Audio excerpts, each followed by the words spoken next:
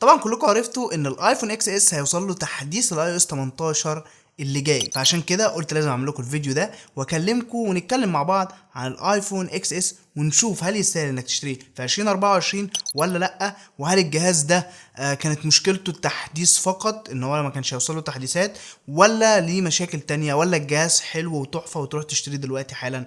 كل ده نعرفه في الفيديو، ولكن قبل ما نبدا بس تعمل لايك الفيديو، وكمان انزل اعمل سبسكرايب للقناه، اشترك في القناه عشان نوصل ل 100,000 مشترك في اقرب وقت، وفعل زر الجرس عشان يوصل لك كل فيديو جديده. ويلا بينا نبدا الفيديو سريعا جدا جدا.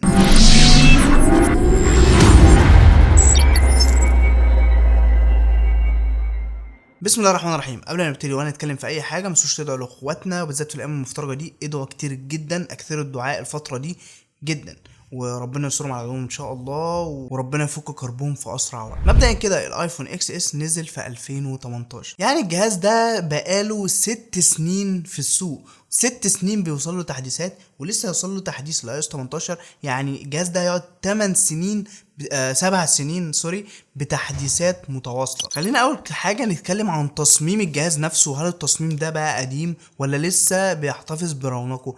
الجهاز ده بيجي بتصميم زجاجي وفريم من الستانلس ستيل بافخم الخامات واجود انواع الخامات، والجهاز شيك وبريميوم جدا. يعني مش عشان الجهاز بقاله 6 سنين في السوق فتحس ان الجهاز قديم، لا بالعكس، انت لما تمسك الجهاز في ايدك هتلاقي خاماته بريميوم جدا. ده بجانب كمان وزن الجهاز اللي بيكون 177 جرام. الجهاز ده هو احلى واجمد جهاز انا مسكته في ايدي بالنسبه للاجهزه اللي حجمها 5.8 انش. حجمه بصراحه ممتاز ووزنه حلو جدا. والجهاز كمان بيجي مقاوم للمياه والغبار باي بي 68، يعني نفس المعيار اللي بيجي في الايفون 15، مع اختلاف بس ايه، ان الايفون 15 بينزل تحت المياه اكتر شويه، بيقعد مده اطول، ولكن هو نفس المعيار. يعني الجهاز محمي ضد المياه تماما، يعني الجهاز مقاوم للمياه بنفس المعيار، مفيش اي اختلاف. ده غير اصلا بقى ان الجهاز شكل الكاميرتين اللي ورا مخلين شكل الجهاز شيك، وما زال الجهاز ده لو اي حد ماسكه هو ماسك جهاز شيك وبريميوم. وبالنسبه لتصميم الشاشه، فتصميم النوتش اللي كان موجود معانا لحد الايفون 12، سلسله الايفون 12 كان فيها نفس النوتش اللي موجوده في الايفون اكس اس. فبالنسبه للتصميم مفيش اي حاجه تقول ان التصميم وحش، مفيش اي حاجه تقول ان التصميم قديم، بالعكس التصميم مريح جدا، ومسكه الجهاز تحفه، وحجم الجهاز جميل، كل حاجه في الجهاز مريحه. طبعا خامات الازاز اللي موجوده في الجهاز اقل شويه من خامات الازاز اللي موجوده دلوقتي في الايفون 15 وال14 وال12 وال13 وهكذا، لان بحكم طبعا التطور فالازاز بقى اقوى بفرق كبير. وطبعا طبقه السيراميك شيلد اللي بقت موجوده على الاجهزه العاليه الجديده مش موجوده في الايفون اكس اس، ولكن ده برضو مش مقياس، لانك انت كده كده حاطط الجهاز في كفر، ومش من السهل ان الظهر يتكسر والجهاز موجود في كفر. خلي بالك احنا هنتكلم دلوقتي على الشاشه، ولكن قبل ما اكلمك على الشاشه خليني اقول لك ان في اخر الفيديو اقول لك سعر الجهاز ده، لان من اكتر المميزات اللي بتميز الجهاز والمواصفات اللي احنا هنشوفها معانا هو السعر، لان المواصفات اللي هنتكلم فيها كلها مقابل السعر، فهي صفقة رابحة جدا. تاني حاجة بقى نتكلم عنها وهي الشاشة هنا بتيجي سوبر ريتنا اوليد، بتدعم محتوى ال HDR10 والدولبي فيجن. كثافة البكسلات هنا 458 بكسل لكل انش، ولكن للأسف نسبة السطوع هنا 625 نت، والى حد ما يعتبر دي اكتر حاجة مضايقاني في الشاشة شوية، هي نسبة السطوع 625 نت، لان في اشعة الشمس القوية، وبالذات في الايام اللي احنا فيها دي اشعة الشمس بتكون قوية جدا، فالشاشة ما بتكونش افضل اضاءة في اشعة الشمس. طبعا في الاجواء العادية زي ما انا قاعد كده هتكون الاضاءة ممتازة وهتستخدم الجهاز مفيش اي مشكلة، ولكن في اشعة الشمس القوية هتحس ان الشاشة مش اكتر حاجة منوره، لا هتحسها مطفيه شويه. وحجم الشاشه زي ما قلنا من شويه هيكون 5.8 انش، ولكن اللي بيميز الشاشه اصلا ان الشاشه بتدعم محتوى اتش دي ار 10 والدولبي فيجن، والوان الشاشه كويسه جدا واوليد، فهتاخد تجربه مشاهده محتوى خرافيه.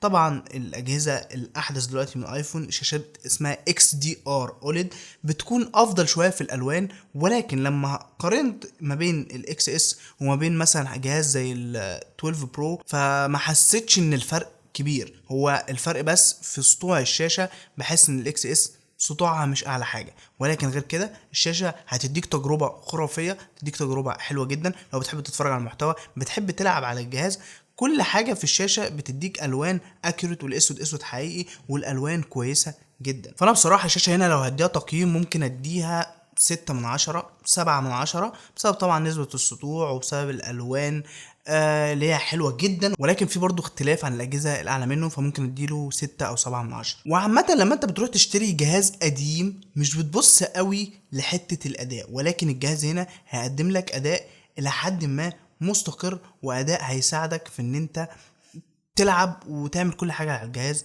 بشكل كويس وبشكل محترم، لان الجهاز هنا بيجي بمعالج ال A12 بايونيك، معالج 7 نانومتر، معالج بيقدم لك تجربه مميزه بعد 6 سنين من الاستخدام وبعد 6 سنين من اصدار الجهاز. فالجهاز مازال بيقدم لك تجربه مستقره، مفيش مشاكل في السوفت وير، الجهاز ما فيهوش مشاكل عموما في الاداء، بيقدم لك اداء محترم واداء متزن، فاهمني؟ فحته الاداء ما تخافش منها من ناحيه الجهاز.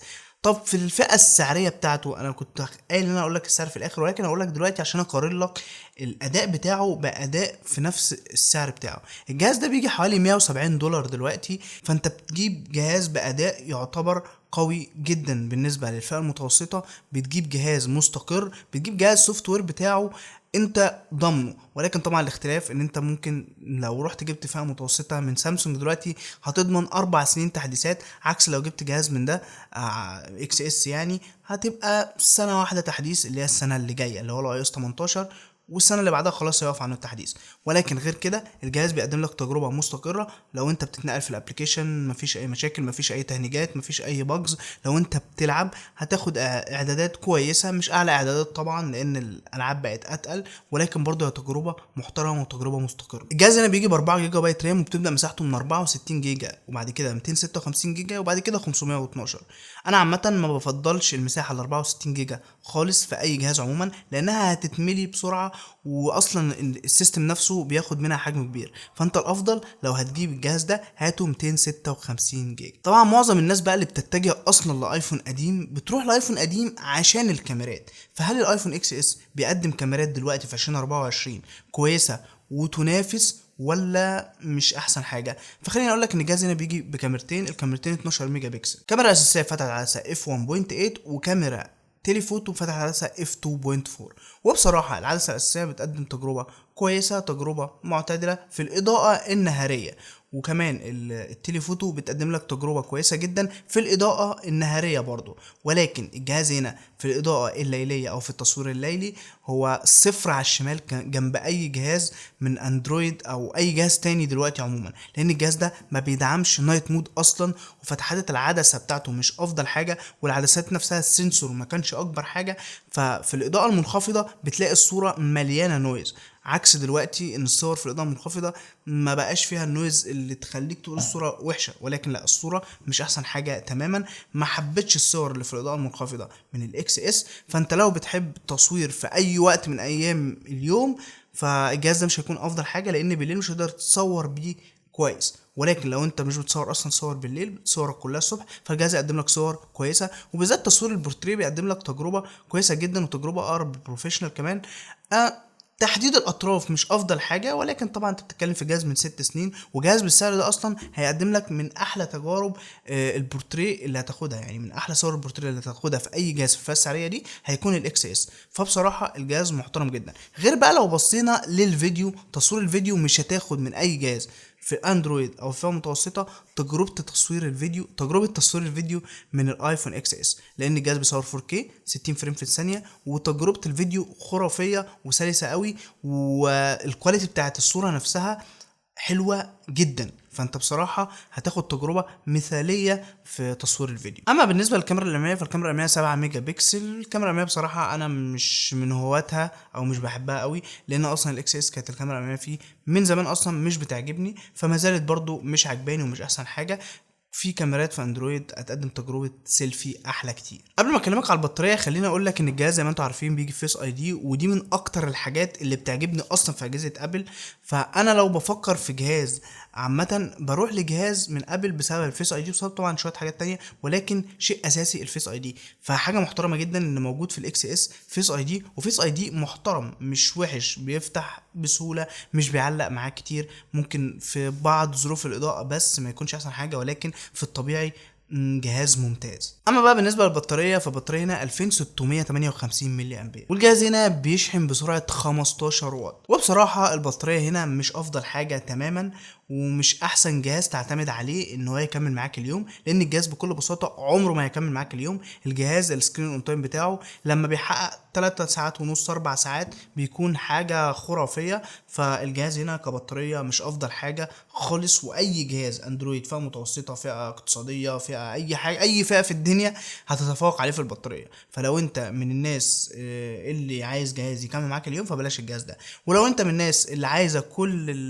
الامكانيات او الحاجات اللي انا قلتها في الاول في الاكس اس ولكن مش عاجبك البطاريه، فهتضطر تمشي بباور بانك معاك في جيبك. فهي دي المشكله بتاعه الجهاز، واكبر مشكله في الجهاز عموما بالنسبه لي هي مشكله البطاريه. وبس كده، وخلاصه بقى للفيديو وخلاصه للكلام كله على الايفون اكس اس في 2024. فخليني اقول لك ان الاكس اس موبايل محترم ويستاهل انك تجيبه في 2024 عادي جدا، لو انت مهتم بان انت تمسك جهاز خامته بريميوم وجهاز شيك. لان اصلا في الفئه السعريه دي مش هتلاقي اي جهاز بالكواليتي دي، ستانلس ستيل وازاز والكلام ده كله.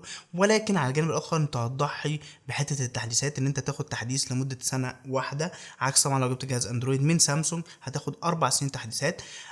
في برضو حاجه جميله جدا، لو انت عايز جهاز بيصور بالليل فهتضطر تروح لاجهزه اندرويد. غير كده فالجهاز كويس جدا، شاشته حلوه، هتاخد كمان منه تجربه كاميرات بورتريه حلوه جدا، هتاخد منه تجربه فيديو ممتازه، هتاخد عندك شويه حاجات حلوه قوي، وحته الفيس اي دي كمان. ولكن فكره البطاريه ممكن تقفلك من الجهاز شويه، ولكن ممكن تتخطاها بحته الباور بانك. وبس كده، وبكده نكون وصلنا الفيديو. لو عجبك الفيديو ما تنساش تعمل لايك، ولسه ما اشتركتش انزل اعمل سبسكرايب دلوقتي على القناه. اشترك في القناه عشان نوصل ل 100,000 مشترك في اقرب وقت، وفعل زر الجرس عشان يوصلك كل الفيديوهات الجديده. ولينك الانستجرام عندك في الكومنت، لو عندك اي استفسار كلمني هناك. وما تنسوش طبعا تتفرجوا على الفيديو اللي فاتت، وانتظروا الفيديو الجاي، واشوفكم على خير.